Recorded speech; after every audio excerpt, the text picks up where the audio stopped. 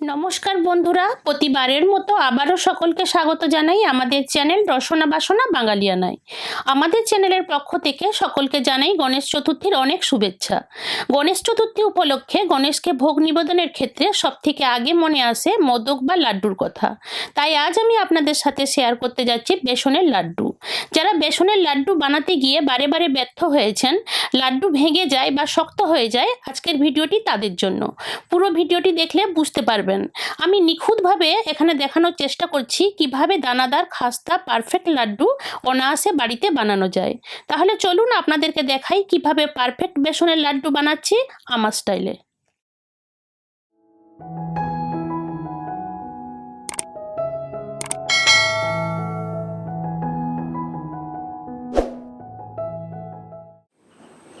বেসনের লাড্ডু তৈরি করতে লাগছে বেসন, চিনি, ঘি, এটা রয়েছে কাজু। আমি কাজুটাকে একটু গুঁড়ো করে নিয়েছি, পুরো মিহি করে গুঁড়ো নয়, একটু গোটা গোটা রয়েছে দানা দানা। আর লাগছে পেস্তা কুচি, আর গোটা পেস্তা কয়েকটা রেখেছি আমি গার্নিশিংয়ের জন্য। এবার আমি লাড্ডুটা তৈরি করছি। বেসনের লাড্ডুটা তৈরি করার জন্য সবার প্রথমে আমি চিনিটা প্রস্তুত করব। তার জন্য প্যান বসিয়ে আমি গরম করে নিয়েছি। এখানে আমি দিচ্ছি চিনি। চিনি আমার এখানে 1 কাপ রয়েছে, তার সাথে আমি 1/3 কাপ জল মেশাচ্ছি। দিয়ে এটাকে আমি অনবরত নাড়তে থাকবো। চিনিটা যতক্ষণ না মেল্ট হয়, এটাকে আমাকে প্রসেসটা চালিয়ে যেতে হবে। চিনিটা মেল্ট হয়েছে, এবার আস্তে আস্তে দানা বাঁধবে। এই সময় একদম থামা যাবে না, অনবরত আমাকে নাড়াতে হবে, নাহলে নিচের দিকে লেগে যাবে। ক্যারামেল যেরকম হয় লাল রং চলে আসবে, ওটা ভালো লাগবে না। আমার সাদা থাকা দরকার, অথচ এটা জমাট বাঁধবে।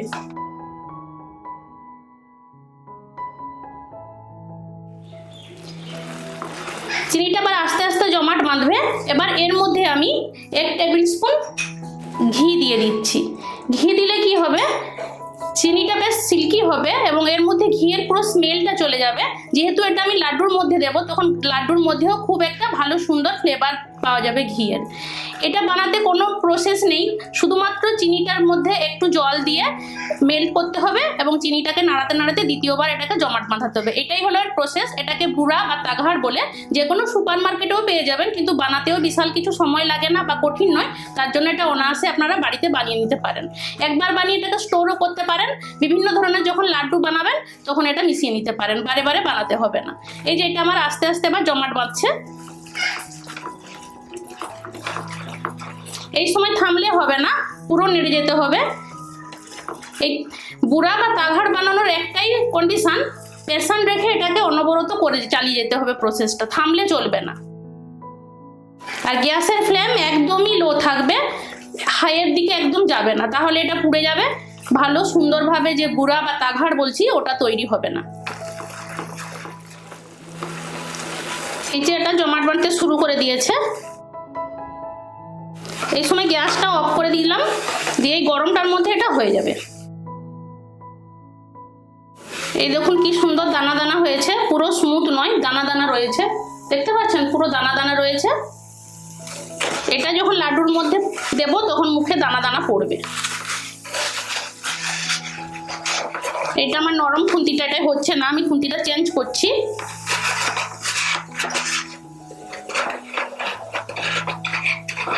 এটাকে একটু ভেঙে নিতে হবে। এটা আমার হয়ে গেছে।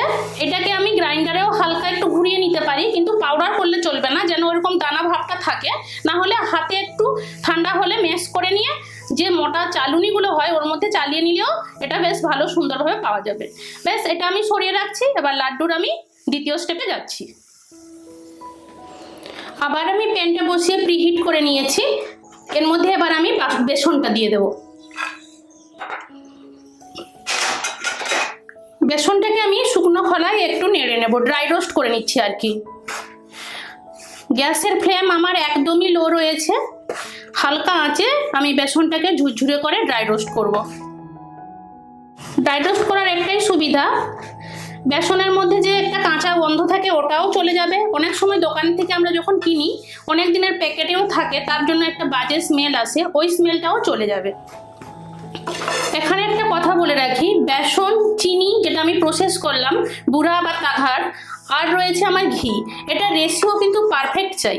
ধরুন বেসন আপনি 2 কাপ নিয়েছেন, চিনি নেবেন তার হাফ মানে 1 কাপ, আর ঘি নেবেন তারও হাফ, দিলে আপনার পারফেক্ট বেসনের লাড্ডু হবে। ভেঙেও যাবে না, শক্তও হবে না, একটা দানাদার খসখসে সুন্দর লাড্ডু হবে, যেটা খেতে খুব ভালো লাগবে, পুরো দোকানের মতোই হবে। বেসনটা নাড়তে নাড়তে লক্ষ্য রাখতে হবে যাতে পুড়িয়ে না যায়। অনেকে আগে ঘি দিয়ে বেসনটা ভাজেন, আমি ওই যে বললাম আগে ঘি না দিয়ে একটু রোস্ট করে নিলে ভালো হয়, এর গন্ধটা চলে যায়। লাড্ডু বানানোর জন্য বেসন নেবেন সবসময় একটা মোটা লাড্ডুর বেসন পাওয়া যায়, মানে স্মুথ নয়, প্যাকেটে আমরা যে বেসনগুলো কিনি ওগুলো স্মুথ হয়, ওটাতে লাড্ডুটা ভালো হয় না। একটু মোটা বেসন নিলে ওটা লাড্ডুটা বেশ দানা দানা হয়। যদি না পান ওই মোটা বা লাড্ডু বানানোর যে বেসনটা, তাহলে আপনারা প্যাকেটেরই বেসন নেবেন। ঘরে কি করবেন, ভাজা যে ছোলা পাওয়া যায় একটু ঘুরিয়ে নেবেন, ওটাকে স্মুথ পাউডার করবেন না, মানে মিহি পাউডার বানাবেন না, একটু দরদরে রাখবেন, তারপর ওই প্যাকেটের বেসনের মধ্যে ওটাকে মিশিয়ে দেবেন, দিলে আপনার পারফেক্ট লাড্ডুর বেসনের মতো তৈরি হয়ে যাবে।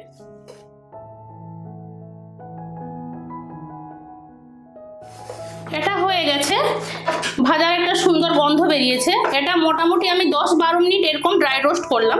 এবার এর মধ্যে আমি ঘি দেব। ঘি আমি একসাথে দেব না, একটু আস্তে আস্তে করে দেব। যারা প্রথমবার লাড্ডু বানাবেন এই প্রসেসটা খুবই ভালো, একসাথে দিয়ে সামলাতে না পারলে খুব অসুবিধা হয়ে যায়, একটু একটু করে দেবেন।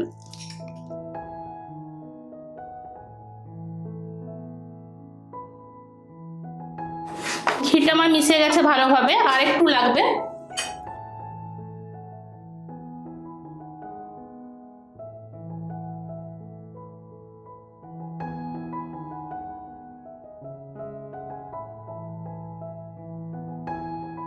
আমি বারে বারে দিচ্ছি যাতে এটা খুব মানে পাতলা না হয়ে যায়, তারপর লাড্ডু বানাতে খুব অসুবিধা হবে পাতলা হয়ে গেলে, এই জন্য আমি ধাপে ধাপে দিচ্ছি ঘিটা।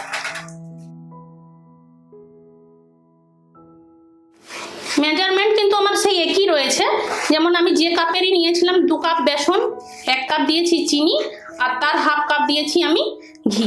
ওই ঘিটাকেই আমি বারে বারে দিলাম।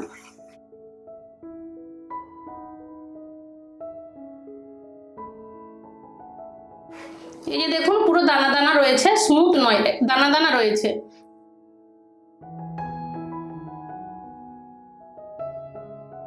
এইটা হয়ে গেছে, এইটাকে এবার আমি অন্য পাত্রে ট্রান্সফার করে নিচ্ছি।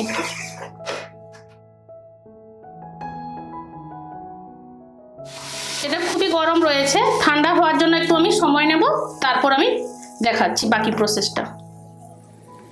এটা ঠান্ডা হয়ে গেছে, পুরো ঠান্ডা নয়, হালকা গরম গরম রয়েছে, কিন্তু যাতে আমি হাতে ধরতে পারি। পুরো গরম হলে তো আমি এটাকে হাতে নিতে পারবো না, তাই একটু ঠান্ডা করে নিলাম। এবার এর মধ্যে আমি কাজুটা নিয়েছিলাম, ওই কাজুটা অল্প দিচ্ছি। কাজু দিচ্ছি গুঁড়ো আমি 2 টেবিল স্পুন মতো, আর এর সাথে আমি দিচ্ছি যে তাঘার বা বুড়া নিয়েছিলাম, যে চিনিটা প্রসেস করেছি ওটা। এবার এগুলোকে আমি ভালোভাবে মাখিয়ে নেব। এই চিনিটার ঘিটা একটু স্ট্যান্ড বাই রাখবেন, যদি বেশি লিকুইডের মতো হয়ে যায়, তরল হয়ে যায়, তাহলে কি করবেন, চিনি একটু মিশিয়ে নেবেন নামানোর পরে, আর যদি টাইট হয়ে যায় একটু ঘি মিশিয়ে নেবেন, তাহলে লাড্ডুটা আপনার গড়ার জন্য পারফেক্ট হয়ে যাবে। চিনিগুলো কিন্তু আমার পুরো আমি পাউডারের মতো হয়নি, ওই যে বললাম আমি একবার গ্রাইন্ডারে ঘুরিয়ে নিয়েছি, দিয়ে আমি একটু বড় মাপে যে চালুনিগুলো হয় বড় ছাদের, ওইটার মধ্যে চালিয়ে নিয়েছি, যাতে খেলে মুখের মধ্যে লাগে দানাগুলো।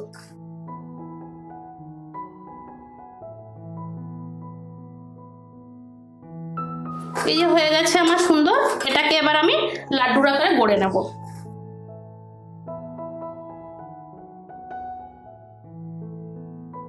এই যে দেখুন সুন্দর হয়েছে, যখন একটু হাওয়া লাগবে এটা পুরো টেনে লাড্ডুর মতো গোল হয়ে যাবে।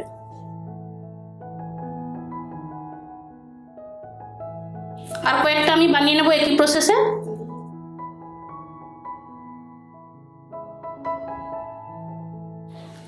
লাড্ডু বানানো কমপ্লিট, এগুলোকে আমি এবার প্লেটে সার্ভ করে নিচ্ছি।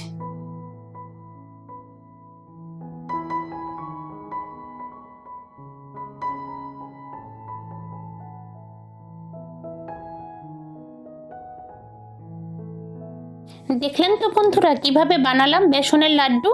আমি যেভাবে বানালাম এইভাবে যদি আপনারা লাড্ডু বানান, লাড্ডু ভেঙে যাবে না বা শক্ত হওয়ারও কোনো চান্স থাকবে না। গণেশ চতুর্থী উপলক্ষে এই লাড্ডুটি নিজের হাতে বানান আর গণেশের কাছে ভোগ নিবেদন করুন। আর আমার এই রেসিপিটা কেমন লাগলো অবশ্যই কমেন্ট করে জানাতে ভুলবেন না, কারণ আপনাদের ভালো লাগলেই আমার সার্থকতা। আমার এই রেসিপিটা যদি আপনাদের ভালো লেগে থাকে লাইক করবেন, কমেন্ট করবেন, বন্ধু বান্ধবদের সাথে শেয়ার করবেন। ভিডিওটি নতুন কোনো বন্ধু দেখে থাকলে চ্যানেলটি সাবস্ক্রাইব করার অনুরোধ রইল। পুরনো যে বন্ধুরা চ্যানেলটির সাথে রয়েছেন, পাশে রয়েছেন, চ্যানেলটিকে সাপোর্ট করছেন, তাদেরকে জানাই অসংখ্য ধন্যবাদ। আজ এই পর্যন্ত। আগামী দিনে নতুন কোনো রেসিপির সাথে আবারও দেখা হবে। ততক্ষণ সবাই ভালো থাকবেন, সুস্থ থাকবেন।